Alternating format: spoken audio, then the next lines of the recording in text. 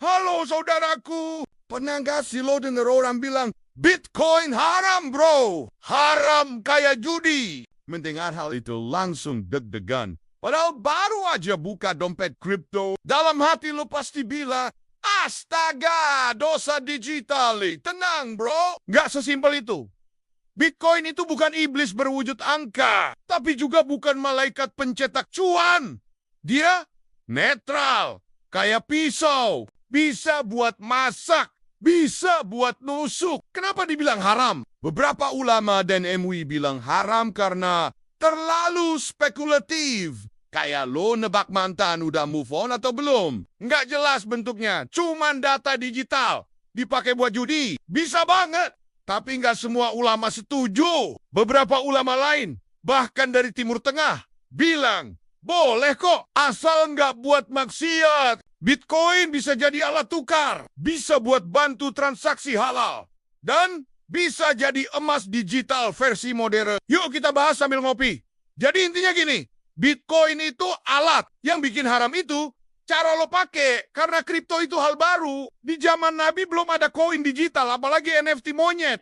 Gak ada hadis yang secara langsung nyebut Bitcoin atau kripto. Tapi ada beberapa hadis dan prinsip syariah yang relevan banget kalau kita mau kaitkan dengan dunia kripto modern. Pertama, hadis tentang perdagangan jujur, yaitu pedagang yang jujur dan terpercaya akan bersama para nabi, orang-orang benar, dan para syuhada. Hadis Abu Isa At-Tirmizi dalam kitab Sunan At-Tirmizi nomor 1209. Makna dalam konteks kripto. Kalau lo main kripto dengan cara jujur, gak tipu-tipu, gak rupul, gak scam, lo ada di jalan yang halal. Artinya kripto mungkin halal kalau transaksinya etis dan transparan. Kedua, hadis larangan garar atau ketidakjelasan, yaitu Rasulullah melarang jual beli yang mengandung garar atau ketidakjelasan. Hadis Muslim, kitab Al-Buyu, bab batlaan bayal asya wal bayalazi fihi garar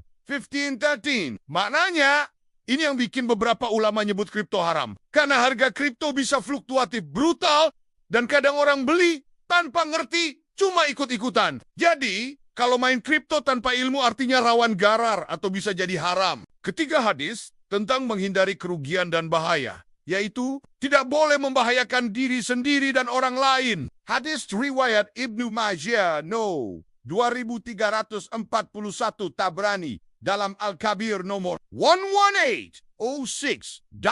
Maknanya, kalau lo main kripto dan ngajak orang tanpa edukasi, apalagi kalau ujung-ujungnya rugi rame-rame, itu masuk wilayah yang bahaya. Niat cari untung nggak boleh bikin orang lain buntung. Kesimpulannya, kripto itu alat netral. Kalau lo pakai sesuai etika Islam, jujur, jelas, transparan, nggak merugikan, maka potensi halalnya besar. Tapi kalau lo pakai buat spekulasi liar, tipu-tipu, atau FOMO buta, ya siap-siap mental bisa masuk ranah haram.